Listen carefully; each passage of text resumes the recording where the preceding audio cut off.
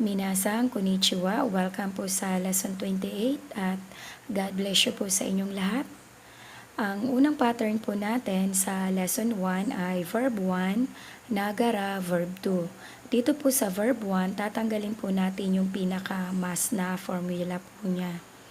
At ang ibig sabihin po ng nagara sa Tagalog ay habang. Basahin po natin ito. This pattern means that one person does two different actions at the same time. Ang isang tao daw po ay gumagawa ng dalawang magkaibang actions or dalawang magkaibang pagkilos ng sabay. Basahin din po natin ito. This sentence pattern is also used when the two actions take place over a period of time. Ginagamit din daw po ang pattern na ito kapag ang dalawang actions ay nangyari or naganap sa loob ng iisang panahon. Sa nagara po, ang ginagawa nyo po ay verb 2.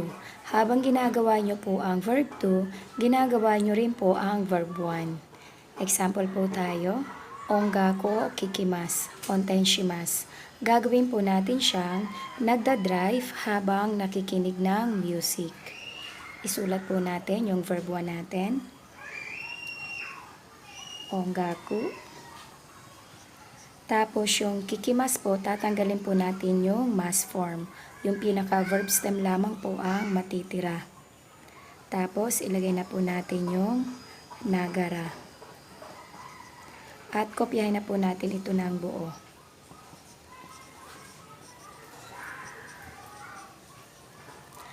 Basahin po natin. Ongako kikinagara ontenshimas. Kapag magta-translate po kayo ng Tagalog, pabalik na lang po para mas madali at tuloy-tuloy din po siya. Nagda-drive habang nakikinig ng music. Pero kung gusto nyo naman po, dito po kayo mag-start mag-translate papunta po dyan at nasa hulahan yung verb 2, wala naman pong problema. Example pa po tayo. Terebio mimas, hirogohan o tabimas. Kumakain ng tanghalian habang nanonood ng TV. Kunin po natin yung ating verb 1. Terebio. Tapos sa mimas, tatanggalin po natin yung pinaka-mas form. Kunin po natin yung verb stem na mi at ilagay po natin yung nagara. At isulat na po natin kung ano po yung mismong ginagawa po natin.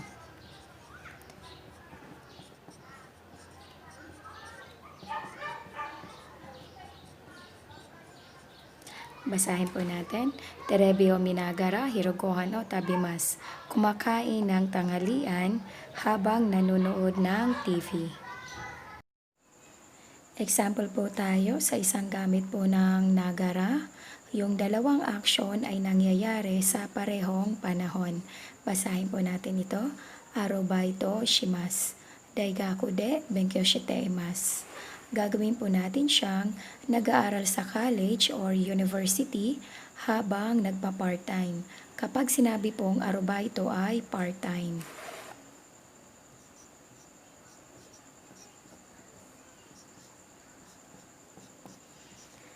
Iiwan na po natin yung mas, kukunin lang natin yung shi, at isulat po natin yung nagara. At yung ating verb 2.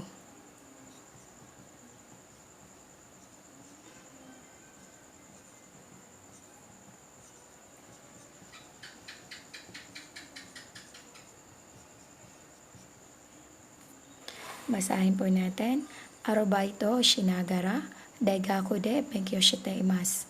Nag-aaral sa college or university habang nagpa-part-time.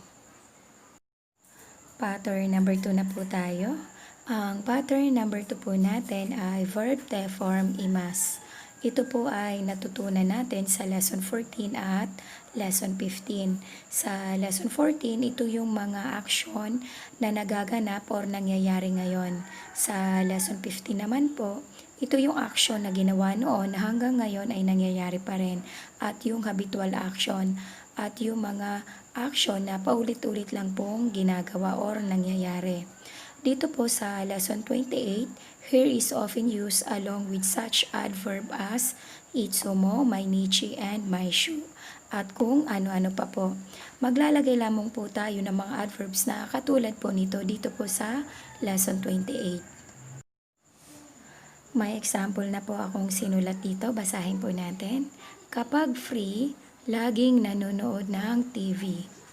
Hima na toki, itsumo terebyo miteimasu. Example pa po tayo. Nagja-jogging tuwing umaga. May asa jogingo shiteimasu. Ang pattern po dito sa lesson 28, ipinapakita lamang ng mga adverbs na nakaugalian na pong gawin ang isang action or isang pagkilos. Pananong po tayo. Sa araw ng pahinga, ano lagi ang iyong ginagawa? Yasumi no hiwa, itsumo nani o shiteimasu ka? Sa araw ng pahinga po, ang ibig sabihin nun ay yasumi no hi. Tapos yung itsumo, yung lagi. Halimbawa po, ang sagot mo ay sentako shitari, kaimono ni itari shiteimasu. Naglalaba, namimili at kung ano-ano pa. Ang pattern pong ito ay naaral na po natin sa mga naunang lesson po natin. Yung kaimono ni itari or kaimono ni ita, nanggaling po ito sa pattern ng purpose of going. Ang pattern number 2 po na verb te form imas, pwede rin po itong maging past tense, maging verb te form imashita. Example po tayo, kodomo no toki, mai ban hachiji ni nete imashita. Ibig sabihin, noong bata, gabi-gabi laging natutulog ng alas 8. Ito po yung mga nakasanayin mong gawin noon. Pattern number 3 na po tayo. Ang pattern number 3 po natin ay plain form. Manggagaling ang plain form sa verb. Verb plain form she. I-adjective plain form she. Na adjective, lalagyan natin ng da, yung present tense niya, bago tayo makarating kay she. Tapos yung noun natin, yung present tense din po niya, lalagyan natin ng da bago tayo makarating kay she. Saan po natin gagamitin ang pattern na she? Una po, when there are 2 or more reasons, while kara does not. Napag-aralan po natin sa naunang lesson po natin, kapag po tayo ay nagrarason, ang inilalagay natin sa reason natin ay kara. Pero iisang rason lamang po ang nasasabi natin. Kapag po tayo ay marami ng dahilan or marami ng rason, ang gagamitin po nating pattern ay she. Ang pangalawang gamit po natin ng she, lalabas po dito sa pangalawa na siya ay at or and. When you list multiple verbs, nouns, or adjectives. Kapag po tayo ay gagamit ng maramihang verbs, nouns, or adjectives man, she po ang gagamitin natin. Siya po yung mag-e-end or mag-a-at sa kanila. You give one fact and add more information. Kapag po may nasabi ka na tungkol po doon sa tinutukoy mo at gusto mong magdagdag pa ng iba pang information, she rin po ang gagamitin mo. Siya yung mag-a-at doon sa iyong sentence. At dito sa huli, you can use one she or multiple she in one sentence. Maaari ka rin pong gumamit ng isang she sa isang sentence at maaari din pong maramihang she sa isang sentence. Ang she rin po ay nagpapahiwatig po sa sentence na ang ibig sabihin ay at saka or furthermore, on top of that. Kapag po tayo ay gumamit ng she, yung particle o at particle ga ay napapalitan po siya ng particle mo kapag gusto nyo pong bigyan ng diin kung ano po yung sinasabi nyo po sa sentence. Unahin po natin yung reason. Basahin po natin ito. Reason she at yung conclusion natin. Ano yung kinahinatnan po or naging result po natin. Base po doon sa mga naging rason po natin. Basahin po natin ito. Unang reason natin ay netsuga arimas, mayroong lagnat. Pangalawang rason, atamaga itay des, masakit ang ulo. Ang kinalabasan, kyo wa kaisha o yasumimas. Ngayon ay absent or magte-take ng holiday sa company. Gagawin po natin siyang mayroong lagnat at saka masakit ang ulo kaya ngayon ay absent or magte-take ng holiday sa company. Yung she, nagpapahiwatig din po ng salitang furthermore or on top of that, sa Tagalog po ay at saka. Kaya pumari po natin gamitin dito ang Tagalog na at saka. Tapos isusunod po natin kung ano pa po yung sasabihin natin. Dito po, at saka masakit ang ulo. Translate na po natin siya. Yung unang reason natin ay netsu. Tapos po yung ga, papalitan po natin siya ng particle mo. Bibigyan din po natin yung ating sentence. Tapos yung arimas, papalitan po natin siya ng plain form. Ang arimas po, ito po ay group 1. Magiging aru. Tapos lalagay natin yung she. Ang pangalawang reason natin ay atama. At yung particle ga, papalitan din po natin siya ng particle mo. Tapos yung itay des, ito po ay i-adjective. Tatanggalin lang natin yung des. Ang natira ay itay. Tapos ilagay na natin yung she. Pagdating po sa conclusion or yung result natin, hindi na po natin papalitan yung particle o ng particle mo. Kasi ito ay pinaka-result na po kasi ito. Hindi na po ito reason. Ito na yung naging resulta. Isulat na lang po natin siya ng buo. Kyowa. Kaisha o yasumimasu. Basahin po natin. Ang kinalabasan niya ay netsu mo arushi, atama mo itaishi, kyou wa kaisha o yasumimasu. Ang next example po natin ay design ga suteki desu. Kapag sinabi pong suteki, ang ibig sabihin niya ay lovely, dreamy, beautiful, great, cool, at kung ano-ano pa. Sa pangalawang reason po tayo, saizu ga chudo ii desu. Kapag sinabi pong saizu, ito po yung size. Yung chudo ii desu, sakto lang po. Eksakto. Kuno fuku o kaimasu. Ito po yung pinaka-conclusion natin. Gagawin po natin siyang maganda ang design at saka sakto ang size, kaya itong damit ay bibilhin. I-translate na po natin. Kunin po natin yung unang reason po natin.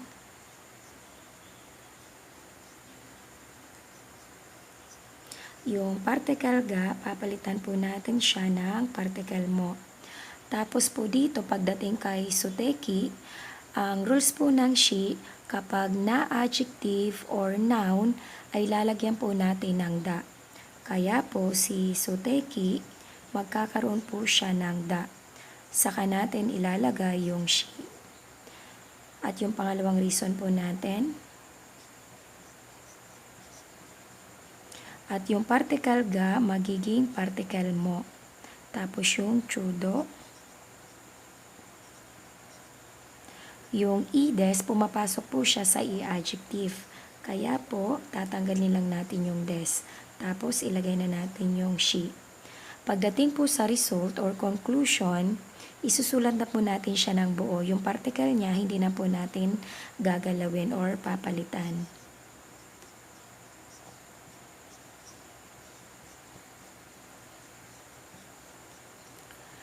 Basahin po natin. Design mo suteki dashi, saizo mo chodo ishi, kuno fuku kaimasu. Mayroon po tayong paalaala dito. Basahin po natin ito. If there are more than one she, you can replace the last one with kara. Ito po ay napag-aralan na natin sa mga naunang lesson. At yung node. Itong node po, sa mga susunod na lesson ay mapag-aaralan po natin ito. Gamitin po natin siya sa ating example. Pananong po tayo. Doshite kono kaisha o haitan desu ka? Bakit pumasok ka sa kumpanyang ito? Yung indas ka, ito po ay napag-aralan na po natin. Yung haita, nanggaling po siya sa salitang hairimashita. Halimbawa po, ang sagot natin ay yumei desu, kyoryo ga takai desu. Magiging kilala. At bukod dito, mataas ang sweldo. Ayusin po natin ang sagot natin na ito. Unahin natin yung unang reason natin na kilala. Ang yume, ito po ay na-adjective. Lalagyan po natin siya ng da bago tayo makarating sa shi. Naging yume dashi. Ang pangalawang reason natin ay ito. Kaya lang po mayroon tayong Tagalog na bukod dito. Ang ibig sabihin ng bukod dito ay soreni. Tapos ilalagay na natin yung pangalawang reason po natin.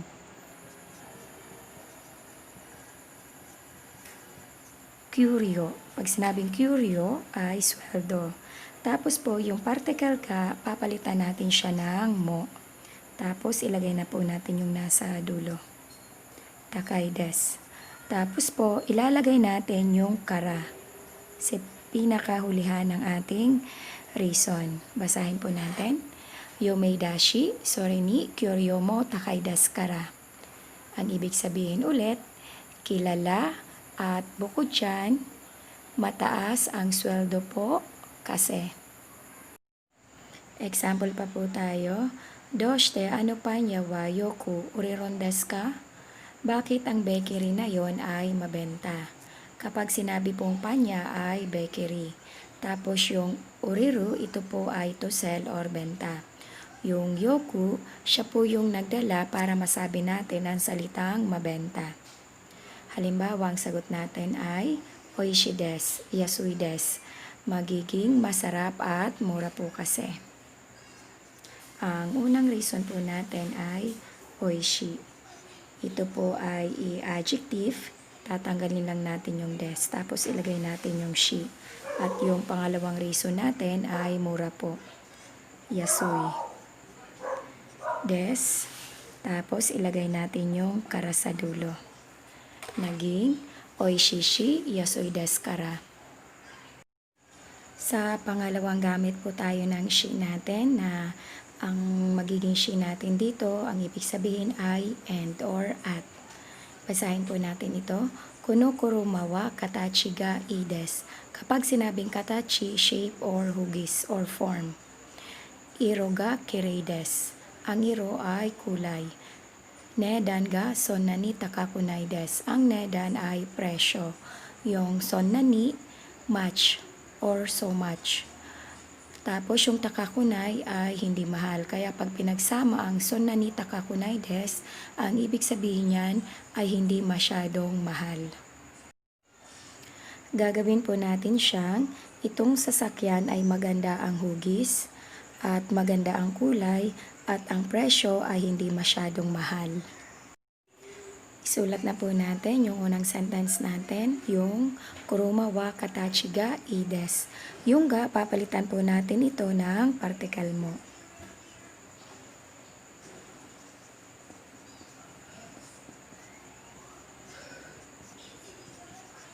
Yung ga, magiging mo.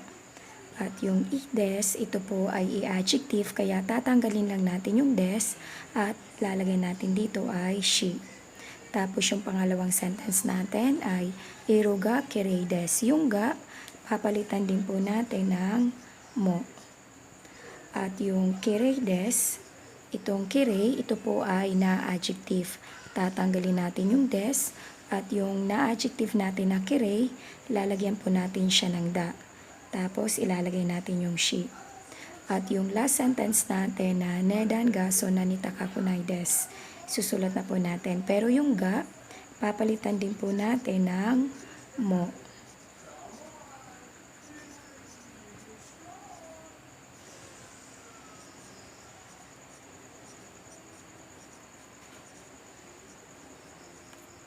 Basahin po natin. Kuno kuruma wa katachi mo ishi. Iro mo kirei dashi. Nedan mo sonnani takakunai desu. Example pa po tayo. Kono kamera wa chisai desu. Karui desu. Tsukay kata ga kantan desu. Kapag sinabi pong tsukay kata, kung paano po gamitin. Yung kantan, madali po. Ang karui naman, magaan. Ang chisai, maliit. Gagawin po natin siyang itong camera ay maliit at magaan. At madali kung paano gamitin. Isulat na po natin.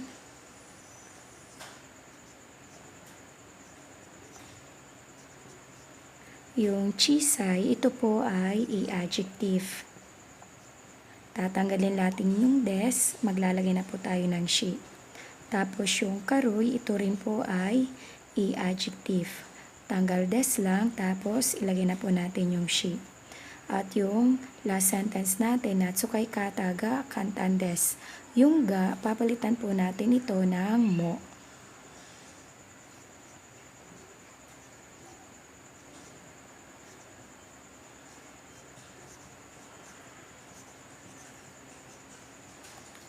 Basahin po natin. Kono kamera wa chisai shi, karoi shi, tsukay kata mo kantan des. Mayroon po akong dalawang sentence na sinulat po rito. Paghambingin po natin silang dalawa. Sa mga naunang lesson po, napag-aralan natin yung i-adjective, tinatanggal natin yung i niya at pinapalit po natin ay kote. Na ang ibig sabihin niyan ay at, siya yung at ng i-adjective. Ano po ba ang pagkakaiba kapag kote ang ginamit natin or she ang gagamitin natin? Ibig sabihin din ng she ay at. Basahin po natin ito. Ari shashacho wa kawai kote seikako mo ides. Pag sinabing kawai, cute, yung kote, ito po ay at. Seikako mo ides, maganda ang personality or maganda yung character.